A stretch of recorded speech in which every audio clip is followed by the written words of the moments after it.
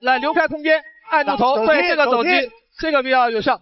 对，这个吴铁瑛的长跑，这个压平，走击啊，这个走击，裁判给他终止了。中国小将铁肘砸惨日本格斗神童，连砸数10肘砸的日本人当场怀疑人生。小将吴铁瑛为何要对日本人痛下杀手？只因日本选手赛前疯狂叫嚣中国没有能打的，还声称要一拳将吴铁瑛打昏在擂台上。如此嚣张跋扈的言语，竟然出自一位19岁日本人的口中。他就是对华9连胜且不败的袁鹏熙。一看袁鹏熙双目无神的眼睛，就知道这家伙一定是欠揍了。印堂发黑的同时，表情还相当的不屑。俗话说有朋自远方来拳脚招呼，此次拳脚招呼他的是来自中国安徽的吴铁瑛。吴铁瑛13岁进入到体校练习散打，仅练习1年就获得了省散打季军。吴铁瑛在搏击这一方面学习能力特别强，打法独特，腿法诡异，地面缠斗凶悍，至此获得了60公斤级多项冠军头衔。面对同龄人袁鹏熙的姿势寻衅，吴铁瑛则是不惜一切代价，是要让袁鹏熙尝一下失败的滋味。双方皆是年轻气盛的年轻人，这要是打起来可把握不好拳头的轻重啊。9连胜袁鹏熙的实力固然是很强，那咱们吴铁瑛的拳头也不是吃素的。为了让更多人看到吴铁瑛的硬气，长按3秒点赞即可。随着裁判一声怒吼，比赛正式开始。小将吴铁瑛直接就冲进了袁鹏熙的内围，试图要将袁鹏熙带入到地面缠斗，奈何袁鹏熙技术过硬，成功将吴铁瑛的抱摔化解一招还有一招等待着袁鹏熙，成功将袁鹏熙带入到地面的吴铁瑛开始对其施展动作。面对赛前日本狂人的叫嚣，小将吴铁瑛是要用拳头砸服日本人狂人，一上来就冲这么猛，可以见得吴铁瑛是真的生气了。手的2条腿里边，好。强把位是综合格斗非常重要的一个，这跟摔跤的强把非常像，是的，是在有利的位置上。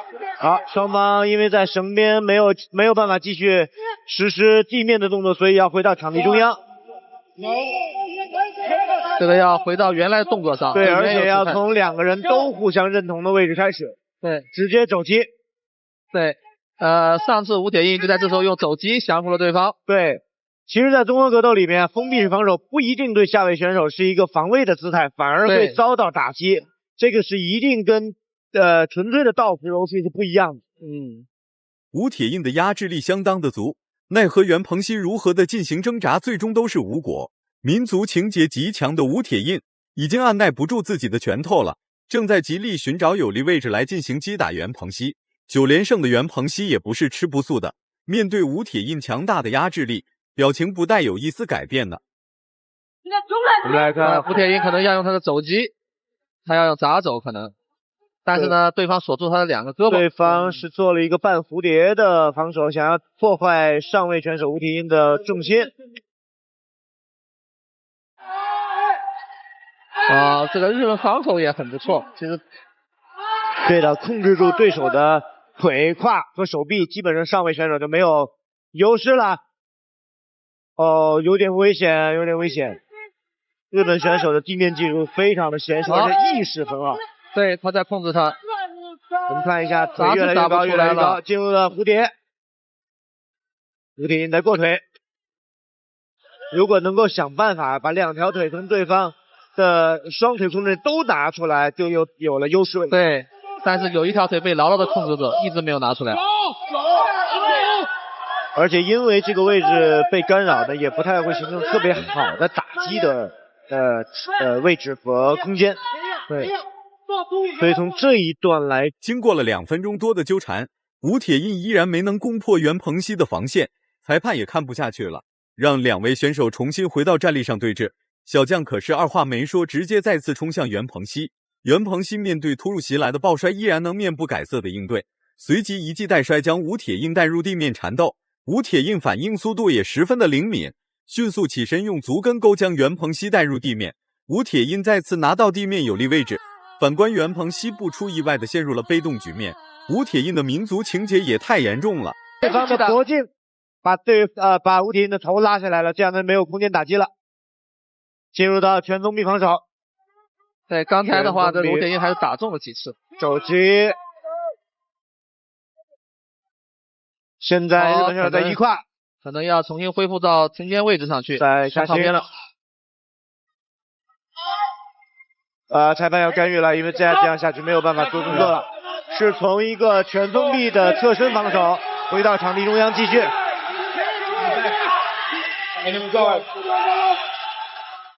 对，又是一个主动的砸击，吴铁印的经验也很丰富，对，表现在这个抢时机的机会上。但是呢，他空间留的不够，这个。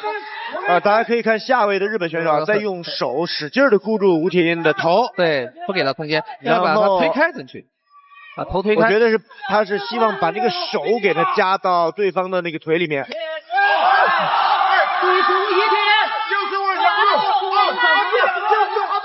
哦，小心！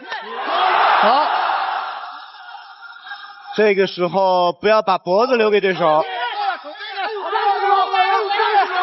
再次半蝴蝶啊！这个日本选手的防守非常好，一直没好，这个有点空间了。袁鹏熙控制着吴铁印的手臂，无奈只好用头来攻击袁鹏熙，这攻击招式也太独特了，最好给袁鹏熙打个脑震荡。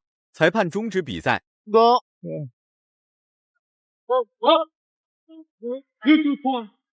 重新回到这个铁面无私的裁判也是拿出了一张黄牌。吴铁印也是没办法，两个手臂都被袁鹏熙控制。面对嚣张的日本人，吴铁印做的一点都没有错，而且还特别赞同他这样的做法。比赛重新开始，吴铁印再次冲向了袁鹏熙，就是要和袁鹏熙摊牌打。吴铁印按照 KO 袁鹏熙的打法来进行进攻的，就是要让袁鹏熙知道中国人不是好惹的。对，刚才有个横走，这个吴铁印打得很主动。比赛很精彩。对，我相信就算看过了这一局，也会有更多的观众以后更加热爱看综合格斗比赛，因为它技法太丰富了，变数太多了。对，我相信就是看过综合格斗的这很多观众会越来越喜欢综合格斗。没错，对。我自己的感觉是就是看自由搏击有时候比看拳击其实更丰富。是的，对，那么综合格斗就更丰富了。对。而且一旦大家学了一些综合格斗的基本技术和规则之后啊，你看懂了之后，你会觉得太有乐趣了，真的像下棋一样。是。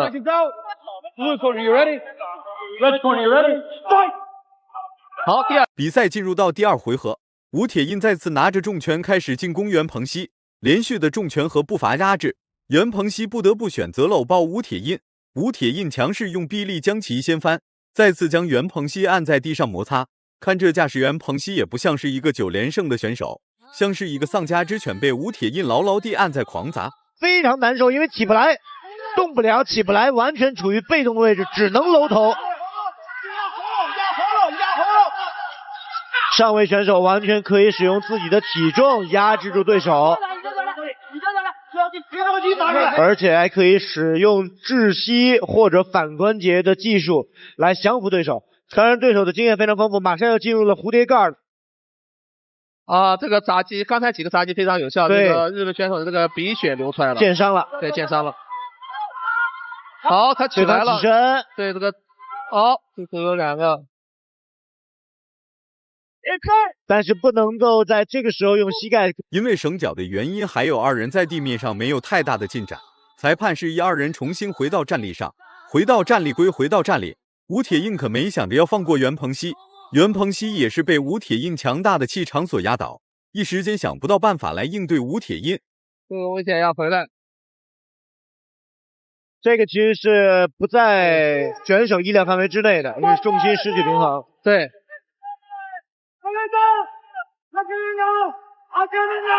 这个看谁的摔法更好一点。对，我觉得日本选手也非常顽强，到目前为止其实还没有出现过大的失误，只是在地面的下位时间比较多，对，受到了砸击次数比较多，其他方面都做得非常完美。对，所以他9战9胜也不是白来的。对，地面的意识非常清晰。他两个都是19岁的小将。是。经过长时间的角力赛，袁鹏熙的状态有着明显的严重下滑。吴铁印见状再来一记足跟勾，袁鹏熙就应声倒地了。反观袁鹏熙每次被压制都能拿到吴铁印的筹码，不是吴铁印的手臂被限制，就是袁鹏熙拿着吴铁印的头部，限制吴铁印做更多的地面动作。手对，控制距离不让他砸击，而且避免形成打击的空间。对，而且刚才已经见血了，打击还是有效的。是。一胯下行，想出来被狙击。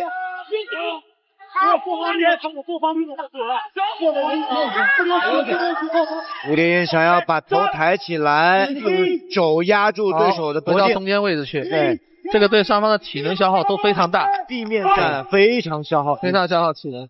漏了一个破绽，再次下前。勾腿，又是这个摔法。对，这摔法已经第3次奏效了。这是典型的中国式的教法。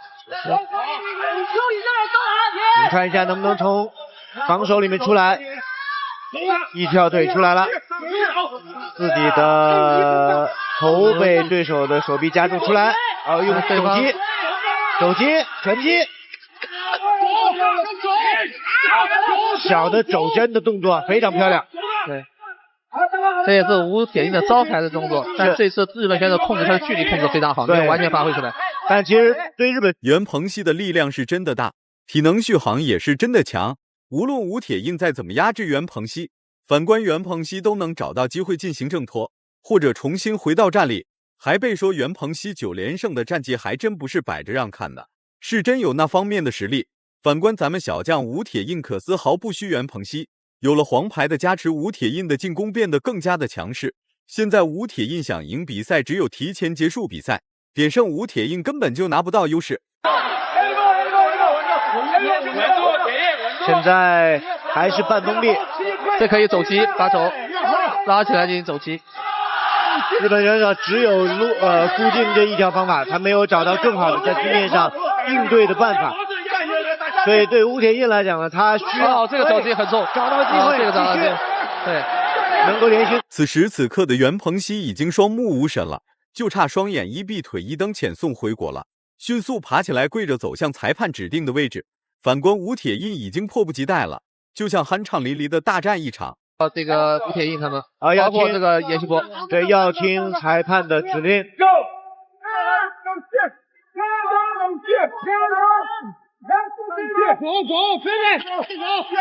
还有10秒钟，第2回合比赛结束。这个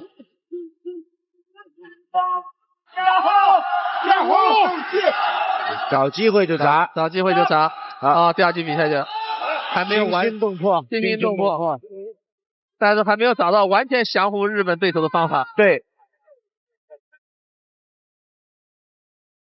吴铁印有这个实力，因为从战力来讲呢，他大摆拳威力很大，对，力量很大。两个人一旦缠抱呢，他这个脚底下一半的这个摔法已经3次生效了。对，而且每一次倒地之后，他都能保持在上位，这个是非常难得的。他力量还占一定优势。对，这还是很激烈的，好看，对，好看，非常好看的一场比赛。对，吴铁印打猛了。比赛进入到第3回合，吴铁印已经打出了火气，绝对不会给袁鹏熙一点还手的机会。来到生死局的吴铁印已经生死看淡了，大不了和袁鹏熙一命换一命。胆小的怕胆大的，那胆大的就怕不要命的。袁鹏熙之所以能再滑9连胜，就是因为前面9位兄弟打法不激进，吴铁印打法激进，根本就不会给袁鹏熙一点还手的机会。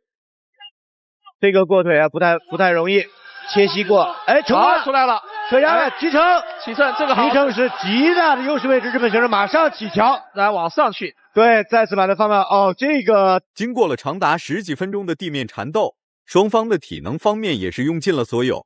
吴铁印的进攻态度依然很强硬，反观袁鹏熙已经丧失了反抗的余力。接着吴铁印拿着铁肘疯狂砸击袁鹏熙，在远处的裁判也看不下去了，直接走近将2个人分开。吴铁印以绝对的压制力和控场能力，完美的结束了这场艰难而又险峻的比赛，彻底的终结了袁鹏熙在华9连胜的神话，而且还给自己的职业生涯增添了一缕神秘的色彩。袁鹏熙并非没有实力，只是被不要命的吴铁印死死压制着，全程下来根本就没有拿到过主导权。裁判宣布比赛结果可想而知，吴铁印获得了最终的胜利。19岁的吴铁印成功终结了19岁日本天才少年，而且这一战也是吴铁印的成名之战。中国力量的眼睛里可容不得任何的挑衅，人狂自然有人治。俗话说得好，那有什么连胜将军，只是在最好的年纪遇到了年老的你。同龄人之间的对抗才是真正的狭路相逢勇者胜。视频到这就结束了，请在下方说说你们看法。